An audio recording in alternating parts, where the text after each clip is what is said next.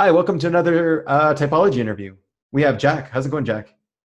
It was going well. I think we've already had a fantastic conversation, and we've just remembered we need to turn this thing on so that people Right. can actually listen to what we're saying. That's right. And I That's right. think hopefully the discussion will progress with all the same freshness as it has originally started, Yeah. and hopefully go to new directions that people will benefit from.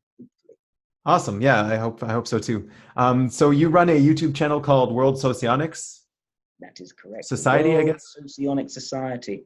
Yeah. One of the grandiosities of my imagination 4 years ago.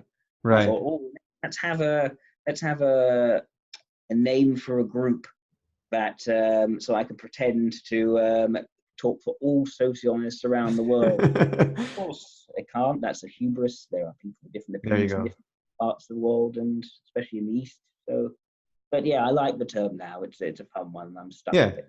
Cool, With it. man. And so how did you get into typology? Um, yeah. So I got into typology. When I was 15, I was at secondary school, quite a posh secondary school, and the teacher in my PSHE lessons, sort of social health education, that sort of thing, he decided to give everyone the Myers-Briggs Oh, test, time indicator. It was all one of those paper tests. I did that, and I thought, oh, that's really cool. I'm a type, and other people are other types. Let's look at their types. That's cool. And I was an ENTP. That was exciting. So I forgot all about it. right. It was only a couple of years later, when I was in my lower sixth form, I was 17 years old, when I rediscovered it. And I became absolutely obsessed. And I wanted to get everyone to take the test around me. I wanted to put the table of what everyone's type was. I was using a pretty, well, suspicious test. It gave most people ENFJ, or a Right. good the most, at least 30% of the population seemed to be ENFJ, which seemed to be unusual. And I recorded everyone's type, almost everyone. And that progressed into university. We're at nightclubs. There I would be with my laptop, asking people in their semi-intoxicated states to take a personality test. And during that time, or just before, I discovered Socionics online as well.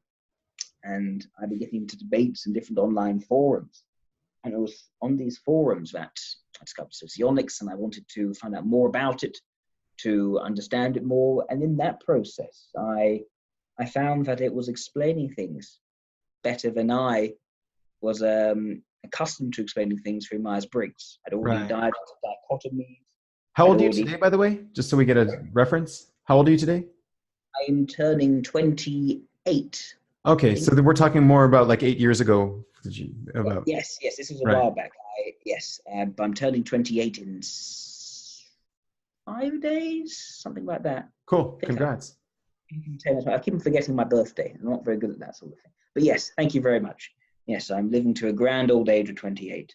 But yes, so yeah, so I really got into sociology that way. I found it explained things better. I thought I'd just get it really stuck into that instead. Started testing people on that, finding tests. I found a lot more, um, quite a bit more chaotic, far more complicated as a theory to get my head around. It took me a Right. while to really sink my teeth into it and gain some sort of understanding. And over a few years, I was sort of making mistakes here and there.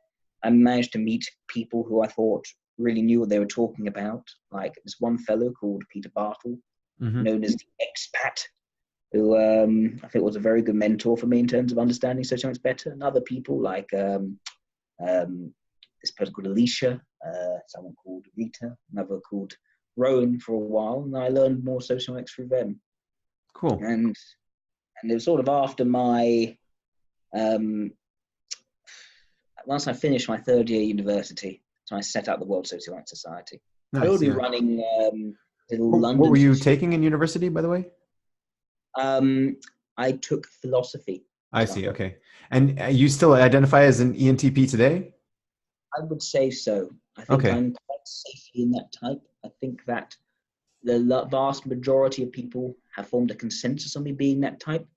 the only person who seems to have a different opinion at the moment actually is a guy from the Myers-Briggs company who thinks it Right. might be instead.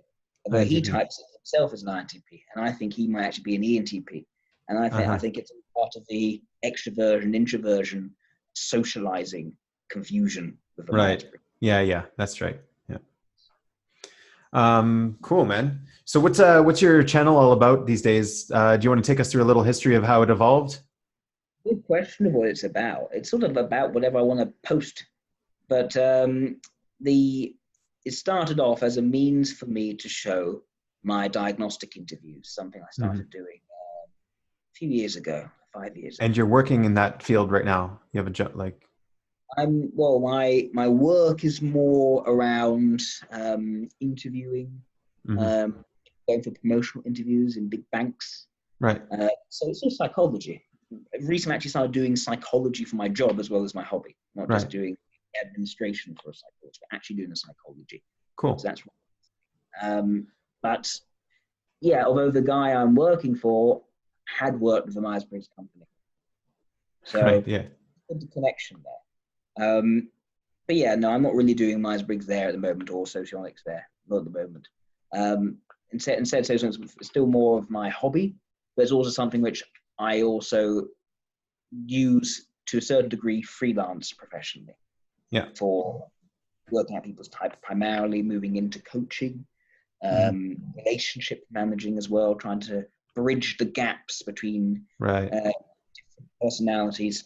So you offer those services in conjunction with your YouTube channel and a personal sort of thing? Yeah, also mostly over, I get most of my business over Facebook. Right. Good. People what I'm doing and ask me, can I do this? Can I do that? I'm happy to oblige in most Nice. cases. I'm also on Discord servers. I've been going on there quite a bit. Okay, so we'll post a few of those links in the description if people want to reach out to you and get in touch. Yeah. So we were talking about the history of your channel a little bit. You started off doing, yeah. Diagnostic interviews. At some point, I thought, wouldn't it be great if people actually knew more about the theory?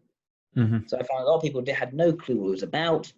But that's the main thing about sociology. It's very obscure. Most people knew about it are in the East. Hardly Right. anyone in the UK knew about it, or in the USA. More in the USA, mostly through the online forum, the 16 types. And I thought it would be good to have a good primer for people, a good introduction. I'd already done a written version, which had been gone around forums for a bit. So I thought I'd embark on this very long taking introductory series. It's been taking a few years now. I'm actually thinking of writing my fourth video script. Fifth video script soon. Nice. Thank you. Yeah, probably should do it because the other one sort of entailed this one be coming up quite soon. So I should better get my bottom in gear. But yeah, so I started doing introductory series. I've then started doing other little bits and pieces, interviews of people, some live streams, sometimes just airing my views on things which irk me about typology in general. I thought that'd be quite fun. Yeah. And I said shorter videos, I said to actually be longer because they're not edited. But that's always the case with it. So Right. yes, it's a mix of different things, always around typology and sociology.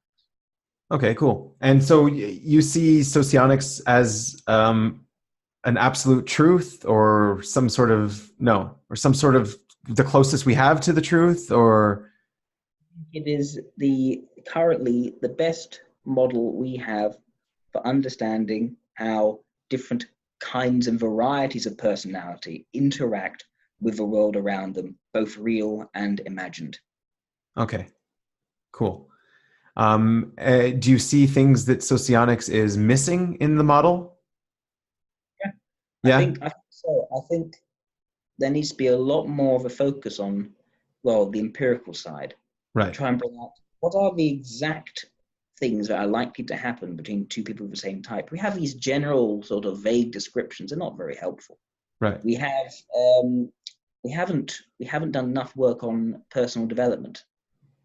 We Hmm. haven't written a whole book on how, based on your type, you can manage the different difficulties you're likely to face in your life. Right. How you job, how you're likely to, I don't know, get married, have a successful relationship, how Hmm. you're likely to have happiness. in the long term for your future? How do you Yeah. manage different societies to be in, different cultures? How do you navigate that? How do you navigate different cultures with different personalities? How do you talk to someone who has a completely different personality type to your own? When you also share no background experiences, how do you find your way around that? These sorts of how-tos, as it were, are completely lacking from the theory, because it is something that's started as a theoretical model where there's lots of discussion around the theory itself, very little about its practice. And the way I said, if we are to turn it into something which can be more helpful and useful to people, that's the demand in our society. That's right. Yeah. How practical it is. Ever since the Enlightenment, we've moved away from theorizing towards the hard empirical results. Now, I'm more theoretically minded myself, but I can recognize that that is the pressure, that is a demand. Mm-hmm. So I want to see if I can give that to sociologists, to give it that practicality, so that it can become a useful thing for people, something which is accepted and known and creates that sort of enthusiasm. So one of the main differences in philosophy and personal growth I found between Socionics and other systems, I guess, is that Socionics, and I don't know if you subscribe to this, but from what I've seen, Socionics is really stressing your first two functions and saying that's what you should spend.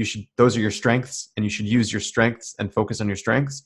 Whereas other systems might be saying the strengths is what you need to tone down, and you need to start working on your weaknesses. Do you subscribe to that? Have you seen that as being true, or? I wouldn't say that is true of the theory. Okay.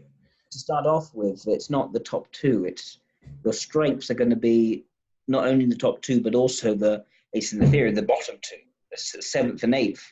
The idea that it's weaker the closer to the middle you are, and stronger the more on the outside. So like you're talking about like the point of least resistance as well? No, not no. That's in the middle. That's right smack bang in the middle with your suggestive theory function. As in my so what do you mean by the bottom two? So that's I told you my fiance is going to be popping in. Hi, Zara, and just having a live interview in front of a global online audience. Yes. Guys, I to meet Binyamin. Oh, you are. Oh, I'm wearing. Oh, she doesn't like my waistcoat. Sorry. Oh, it's awful. Oh, I look smart. Okay, maybe I don't look good. Okay. But yeah. So what were we talking about? You were talking about the bottom two. What do you define the bottom two as? Ignoring and demonstrative, especially what we call the demonstrative. So let's take an example. Let's say you are, I don't know, an ENTP, right? Okay. Like myself. So my demonstrative function would be extroverted thinking. It's why, for a rather theoretical person, right, it's quite empirically minded. And I'm good at practical problem solving as well. I thought demonstrative was the fifth. So you're saying it's the sixth function in the stack? Eighth. Okay. Yeah, the first and the eighth are the two strongest. That's the idea in Socionics. So the eighth is TE. Yeah. And your second is TI. Yeah. Okay. Yeah, exactly. In fact, the eighth and the second have a very close relationship. They work in tandem a great deal. And it's why ENTPs are probably the most fluid, as well as ESTPs, in terms of taking lots of factual information and creating structural explanations from the factual knowledge. So then when you say the other two are NE and NI, that's the two functions that are your strengths?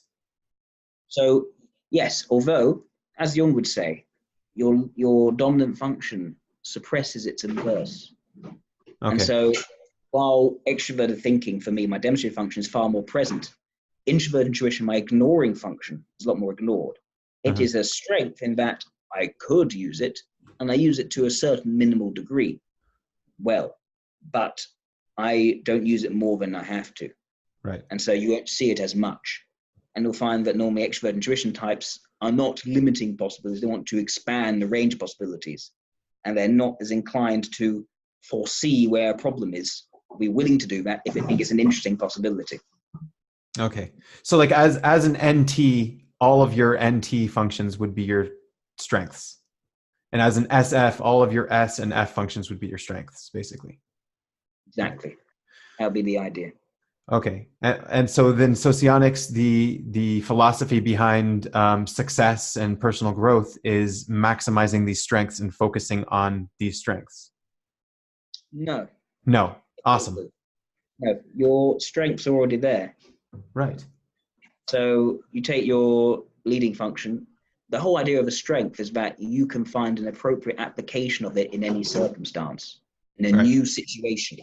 Whereas it's the weak ones where you actually need to accumulate experiences to be able to apply them appropriately. Mm-hmm. So no, what's the problem is sociology doesn't have a clear direction on this, but it's Right. implied then that actually the more experiences you have, the better you're going to be able to encounter new situations. But also the idea of duality, I think, is a strong push towards development. This idea that you find someone who is very different to you in your strengths, but shares the same values, has a similar way of viewing the world. And that it's that sort of person who can then bring out your strengths, who can actually, first of all, you can use your strengths to help them, they can use their strengths to help you, and they can provide you with guidance in the areas which you value but are not strong at, the areas which you aspire to, the areas which you want to get better in. And what do you call this type? This is the dual, or this is the advisor? The dual.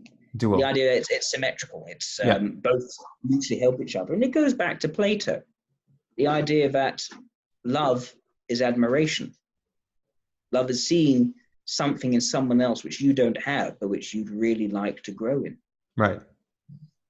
So, yeah, no, I think the idea of growth, the idea that of two people growing together, I think that is really the philosophy of sociology. It's not, you're not hit over the head with that particular philosophy, just hit over the head with the idea of duality. Or this is the best relationship. It's implied. Okay. So what about like a mentor type? Would it not be your same type who was older and more experienced and has gone through all of that personal development, or the mentor type is more the dual? It depends on the situation. Right. I wouldn't take, no matter how the relationships have been formulated at the moment, they need to be adjusted based on reality. So I'm not going to take an official stance on the relationship, say this is the mentor type, this one isn't the mentor type. Rather, I'd say that I think it makes sense that if someone is your type, has been through more experiences than you, that'd be a great mentor. Right. There can be other types which have a certain stronger position than you, which you can benefit from, and they can't benefit from you back. Okay. So that could be, we call that the beneficiary or benefit relationship. Sort of a one-way growth. Yeah. It's all like one-way growth. Although looking into it more, it might be as good growth as one would imagine, because the information they're giving you is sort of wrapped up in all this stuff which you don't actually need. And in the meantime, of course, you can't give anything back to them. So it's thought that it would break down. The question of how often it breaks down needs more data and evidence. So let's keep going with the ENTP. What would be that one-way mentor type, the beneficiary? So it actually will go two ways. So the type which would benefit the ENTP in the system would be the ESTJ. Someone who has all the practicality, but also has a sense of the day-to-day, a sense of the details. So ESTJ it's like the dual, but it's gone to the TE rather than the SI. It's not. I wouldn't say it's so much like the dual. It gives a bit of what the dual gives a lot of. Right. It's a creative function. Its second function, but its top function is something which the ENTP already has. It doesn't care about its demonstrated function. Right. That's why it's not a particularly helpful form of benefit.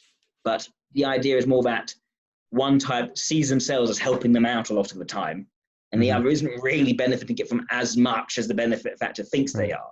So what the ENTP is really lacking is that SI, and then they have the communication with the TE and the TI that they can interface with. Yeah, exactly. Right. Of course, the ENTP uses more TI than the ESTJ does. ESTJ ignores it. So the ESTJ is going to just reject most of the TI stuff from the ENTP. Right. But what the ESTJ really wants is FI. The ENTP is not going to give any FI. That's right. That's sort of back to your earlier question about what aren't you meant to be focusing on. Socionics does to hold the idea that there are some weaknesses that you're just not going to really appreciate as much, and they're not going to put pressure on you to try and develop in all areas and all ways. Right. So and this is the polar, I guess? Yes, this is exactly the point of least resistance, or the vulnerable function.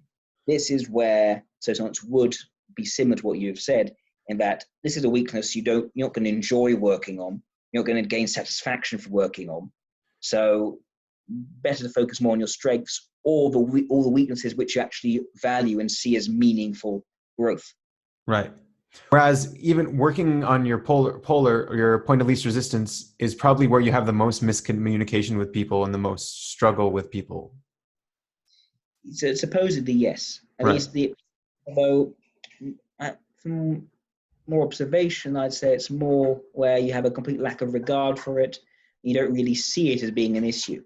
And so other people see it as an issue in you more than you see it as an issue in yourself. Right. Right. And that's sort of the emphasis of what we call the supervision relationship. That's another asymmetric one. It's when one type is all about the thing you have no regard for. So they're constantly seeing you as failing and backward in this thing, and you're just shrugging your shoulders. And so do you feel that that's true for you with the FI? I think that is true to some extent. I think in knowing type, that has enabled me to some small degree, push out or transcend my vulnerable to try and get a sense of their other point of view. Although I less like to feel it in terms of the qualia, as it were, the qualia of introverted feeling, actually experiencing for myself, I'm able to understand it in intellectual terms and try to bridge the gap with other people who are maybe focused on that. Right. So what relationships this is a loaded question. What relationships would you say wouldn't work between people? It's a question of not necessarily would or wouldn't, but most likely or least likely to work. Right. That's right. There are always other circumstances that are for a far more complex world than just Socionics can navigate. So I would say that, according to theory, at least the conflict relationship is one which is least likely to work out, at least in the close relationship. Say living together with someone like that.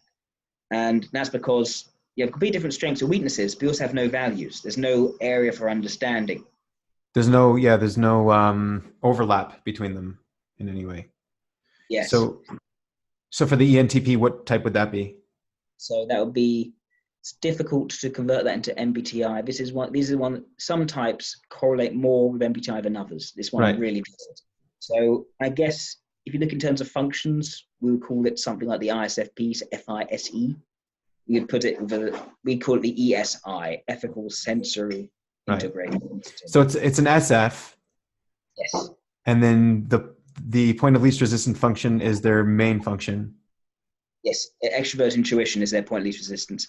The difficulty here is that this type is not, like, if you were to look at this, you probably wouldn't call it an SF from a Myers-Briggs perspective. They're actually quite tough.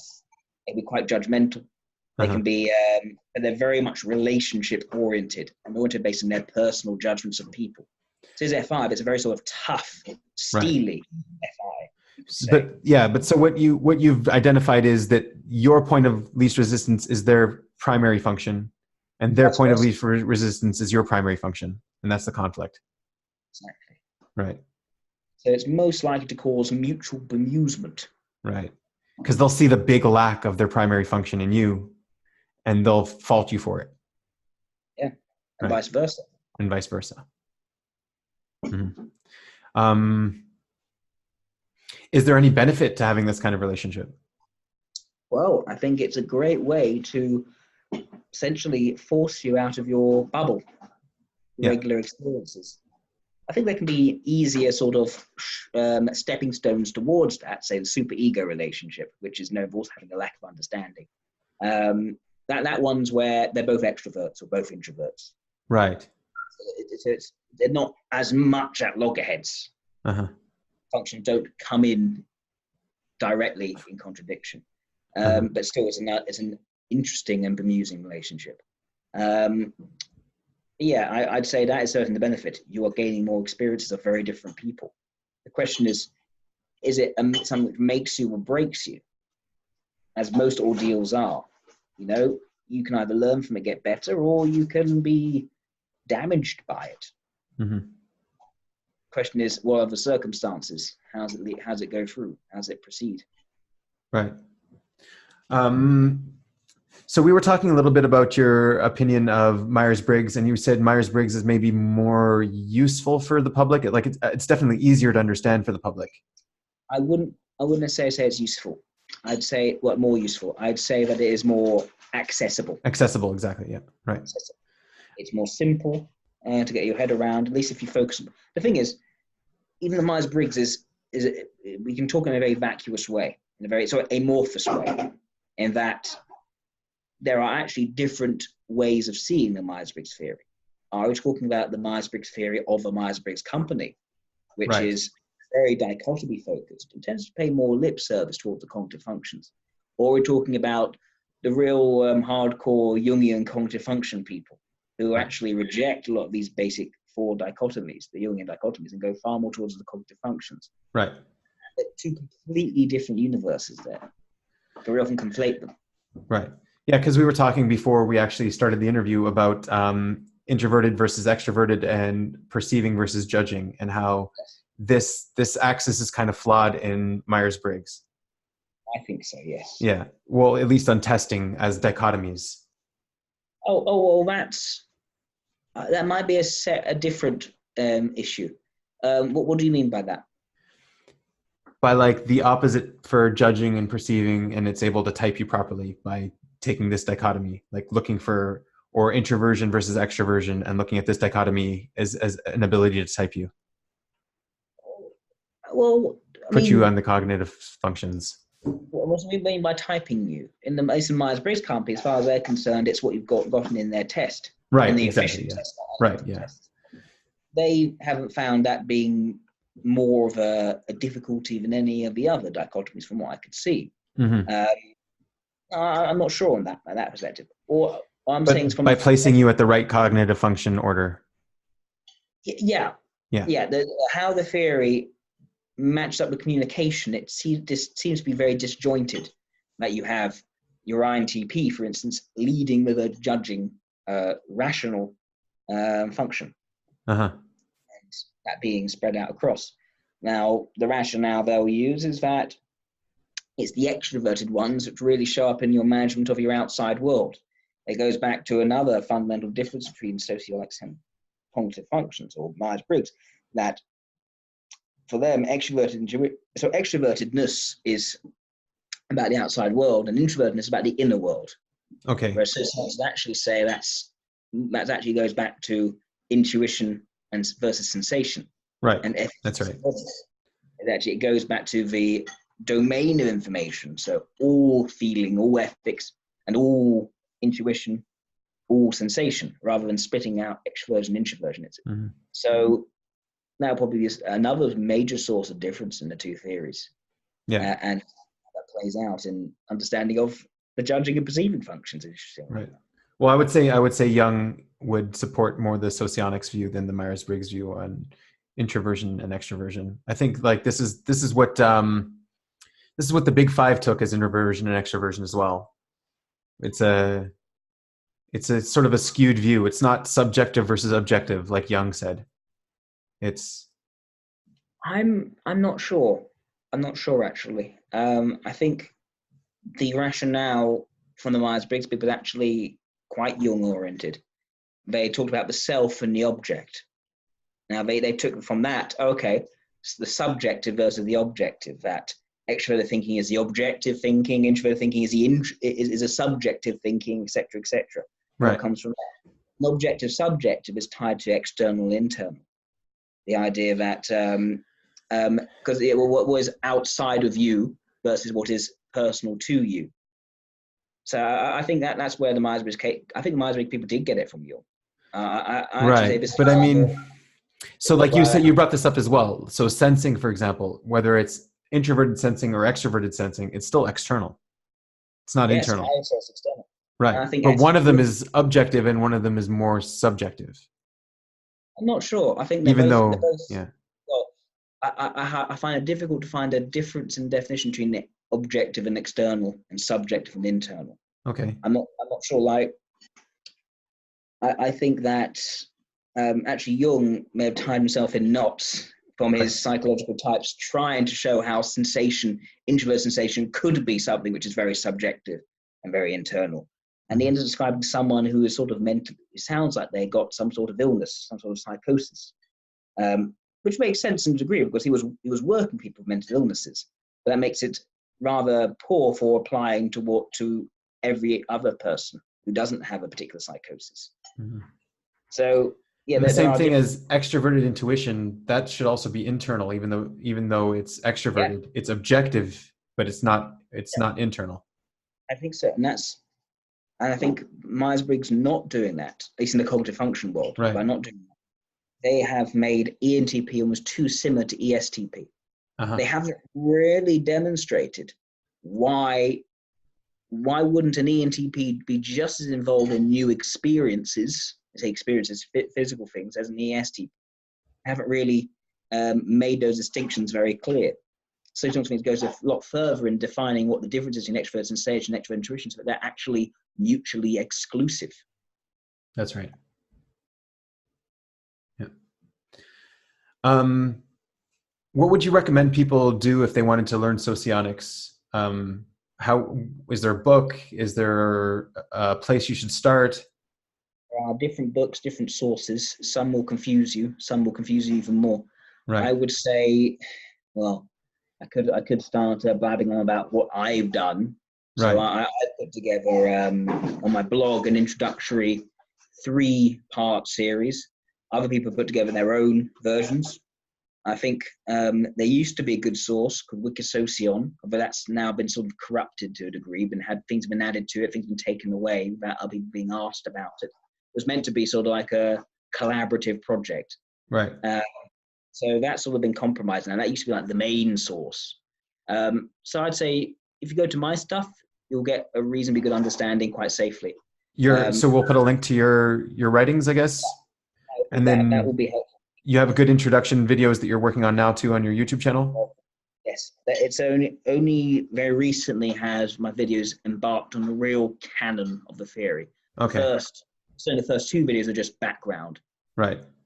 I'm taking my time with this. I want it to be good. Yeah. I want it to be a sort of magnum opus that will embarrass me years to come. Awesome. So we'll put those links. Now, what does Socionics have over other systems?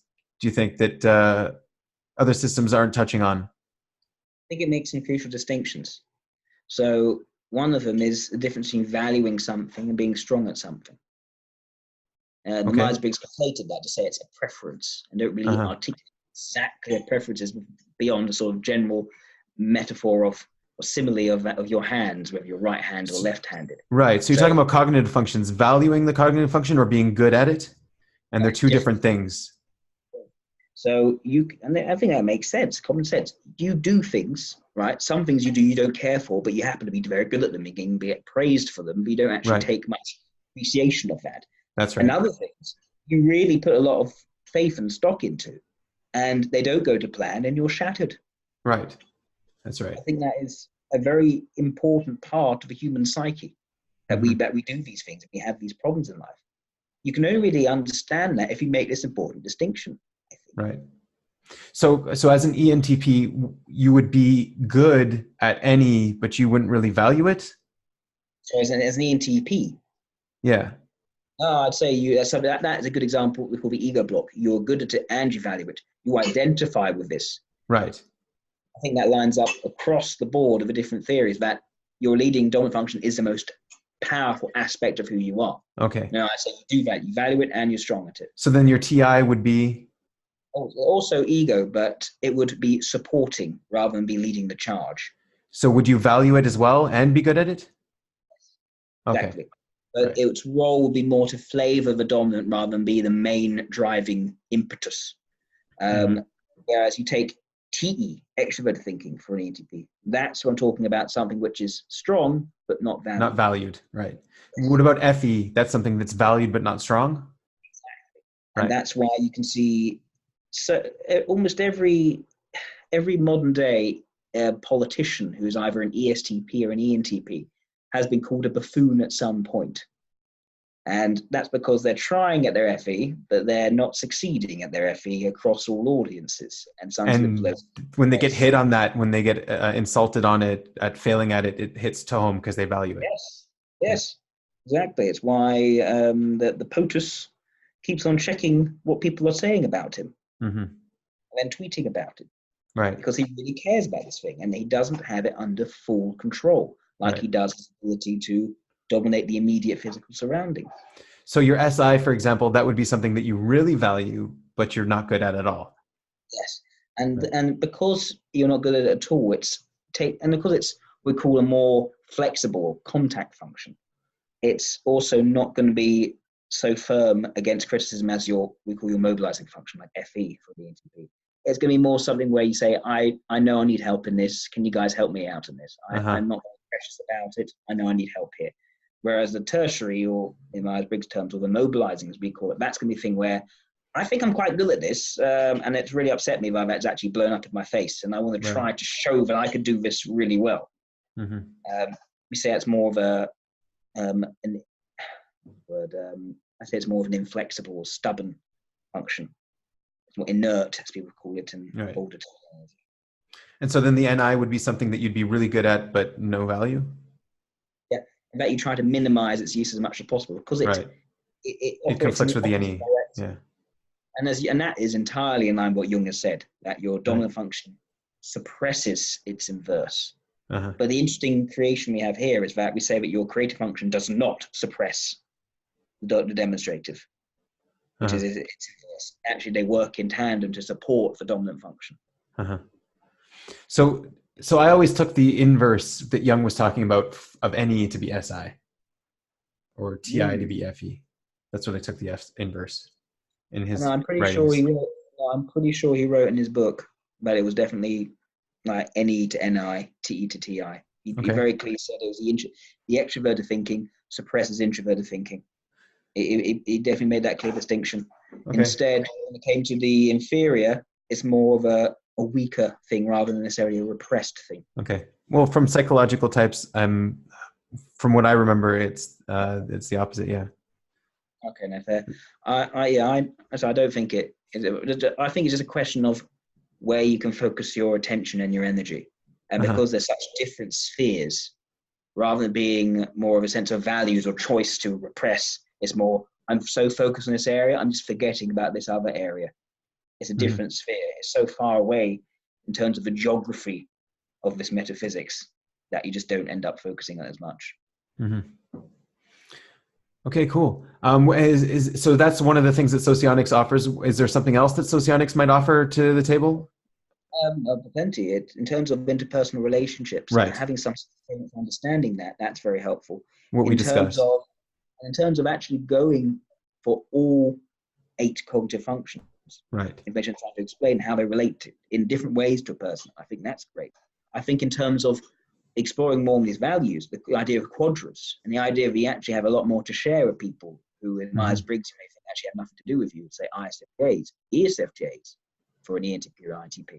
That's very interesting. And the idea that actually you may share some values, that brings up some very clear insight and interesting insights, which you wouldn't really expect. Probably the biggest difference for these types would be, say, ESTJ and INFP. To think that an ESTJ and INFP actually share the same values. Right. That is a very surprising thing, just going from Myers-Briggs' perspective. Because they're the same quadra. Yes, exactly. They have the same. The way they're described in the Myers-Briggs profiles would not give that impression at all. Right. So things like this, but also that at the end of the day, it's got a rigor in these different dichotomies it's tried to define, and it's built it up from the bottom of these dichotomies. That theoretical rigor is what really appeals to me personally. Yeah. And so we were talking about this a little earlier before the interview.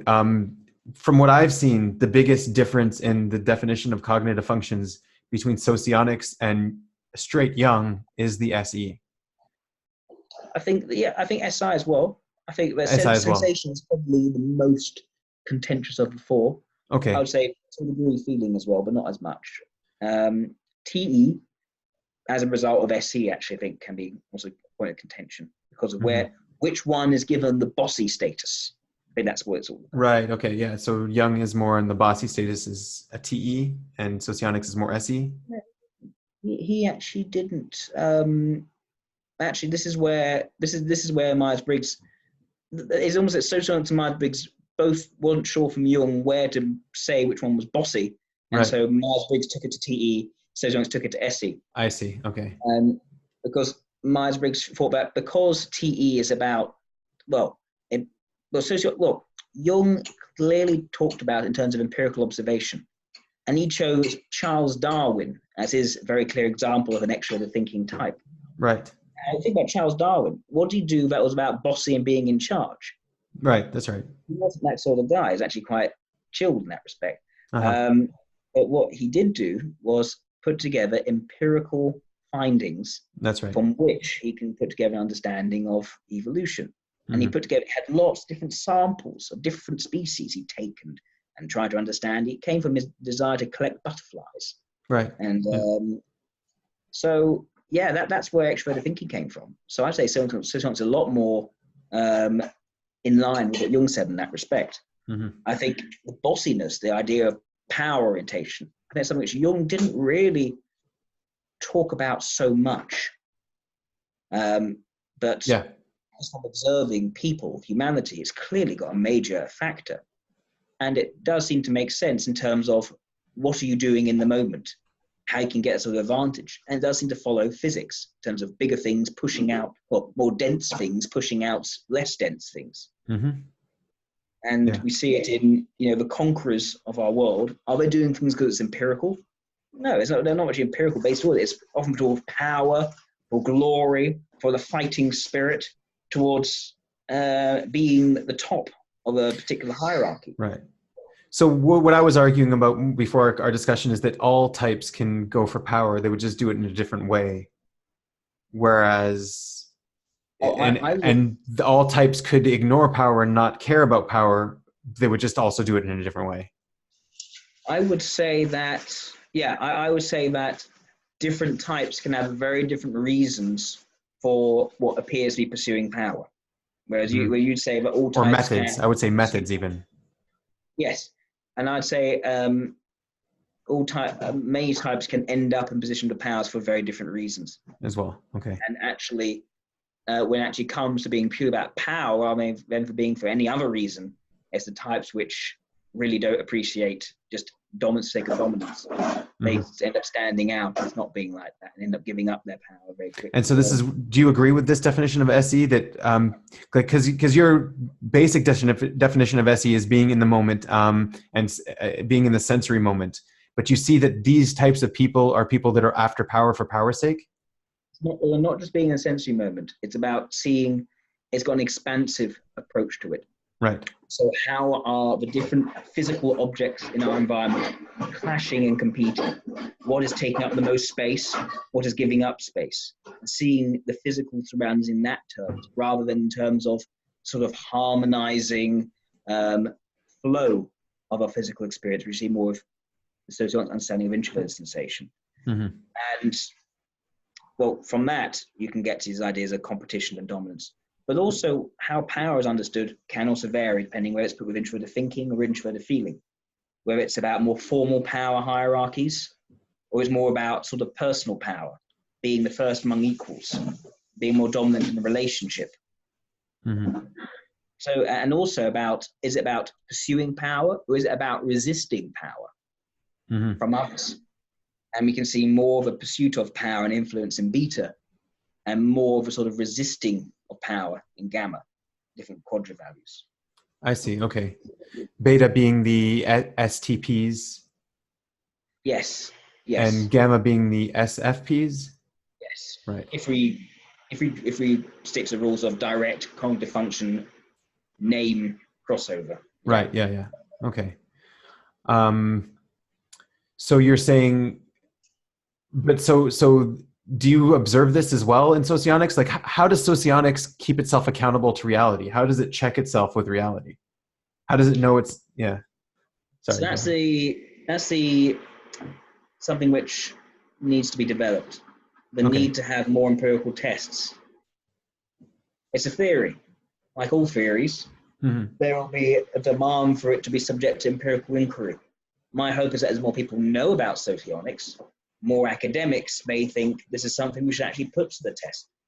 I would like to do some experimentation, hope to do a PhD over it in the years to come.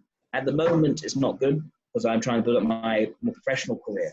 Right. But when I'm at a stage where I can do a PhD, I would love to do some empirical testing, and just try to find support for some of the most basic axioms of socionics, like psychological asymmetry, that the more you're in one area, the less you're in another area. I should say that I shouldn't talk for much longer, just because my fiance would like to have dinner. Awesome. And yes, so for me to wrap, I'm blaming her. It's all good, man. Yeah. I need to wrap up soon, is all I'm saying. Awesome. Yeah. So we'll wrap it up here. It's awesome. Thank you so much for coming out, Jack. Well, thank you for having me. I'm sorry I was late. Yeah, it's all good. And we'll put all of the stuff in the description. You'll send me the links and we'll be good. Thank you so much, Binyamin. Have a lovely next week, and have a good happy holidays as well. Oh, thanks. Yeah. Have a good one. Bye.